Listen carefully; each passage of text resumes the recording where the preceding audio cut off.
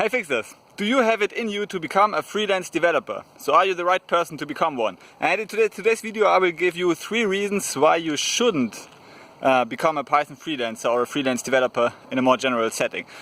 So for example, working on Upwork, working on Fiverr, or working on your own as a consultant and selling your services to the marketplace. And so what are the reasons why you shouldn't actually become a freelance developer? So if you have one of those characteristics, then you are probably not the person who is perfectly inclined to become a freelance developer, because it's not for everyone, of course. So the first one is, if you are a freelance developer, you are first and foremost a freelancer. And what is a freelancer? A freelancer is a business person who sells his skills, or who sells skills. Okay, so you operate on the marketplace. You are a business owner as a freelance developer, even if you have sole proprietorship, so you are only only a one-person business. You don't have any employees yet. Maybe you want to have some in the future, but so initially you don't have any employees. So you are a business person, so therefore if you don't like business, you shouldn't become a freelance developer. Okay, so this is only, you should only even consider becoming a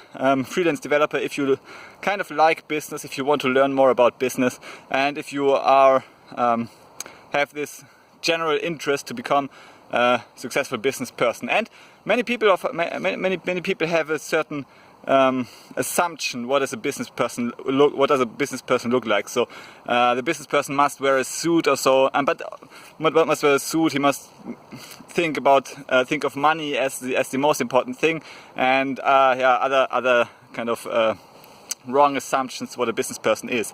And let me tell you, this is like, all of those assumptions are dead wrong. So the most successful business persons, they don't wear a suit. Think Bill Gates. The most successful business persons, they don't care about money as much as they care about value creation. Think of say Steve Jobs from Apple or so. So he always thought about value creation more than he thought about money. So he always prioritized value creation. Even Bill Gates is another example. Those people, they are really successful in terms of money, but I mean, if you think of the foundation of Bill Gates and so on, it's obvious that they care more about value and giving than on taking and money. So you need to be interested in business, and you need to be a value-oriented person. So I think if you are if you don't want to provide value to society, so you think more of the egoistic, you have more the egoistic point of view that you want to take value, you want to take money out of the marketplace, you want to rip people off, or so, then it's probably not a good idea for you to create a business, because you will fail. As a business owner, you will only succeed if you create more value than you take in payment, because only then people will spend money, and only then you will not be considered a value cheater, so someone who just sells low quality stuff. Because over time, the marketplace will basically detect if you are a value cheater or if you are a value giver. So you need to be business. So you need to be like business oriented. So you should like the business area as a whole, and you should be interested in this more than you are maybe even in coding. As a freelance developer, you are a coder, of course, so you need to be a good coder, but you need to be a good business person in the first place. Okay, so this is like, if you are more like a very technical guy, so you just like coding, you don't like business, you don't like marketing, you don't like the responsibility of a business person, you don't like even contacting people maybe and talking to other people and so on, then probably you will be happier in your job where you just can do the coding. And there are excellent jobs for you as a coder. So for example, you can work at like Facebook, Google and so on as a coder, earning 6-figure salaries. So there's no need for you to become a business person. But if you want to be your own boss, so you have this drive to create your own business, you are a value-oriented person,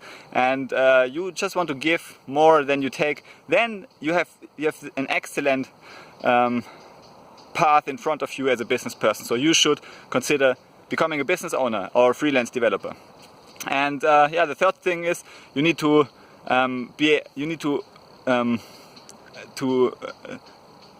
love learning, basically. Yeah, so you need to learn a lot, to read a lot of business books and coding books. You need to to like recreate yourself again and again over time, because there's no such thing as a so like the only constant is change in our in today's world. And as a freelance developer, you are both a business person and you are a developer, so a coder, and both of those areas change rapidly over time. So you need to change with it. You need to gradually shift in your thinking. You need to be open-minded, read a lot of books, like consider a lot of different perspectives, and actually be motivated and encouraged and enthusiastic about learning. So if you have those properties, so you are value-oriented, you are business-minded, and you are you would love to learn a lot, to like say spend 2 to 3 hours per day learning, then you have it in you to become a freelance developer. If you don't have these properties, it will become more and more difficult. So for example, if you have like 0 of these attitudes, then it's close to impossible for you to become very successful as a freelance developer. Okay, so but if you want to check it out, if you want to learn more about freelance developing, then check out my new book, Leaving the Rat Race with Python, and I will give a link in the description below, and also my course, Become a Python Freelance Developer, which is a professional program to push you towards freelancing success. Okay, thanks for listening to this video, and see you in the next video. Bye.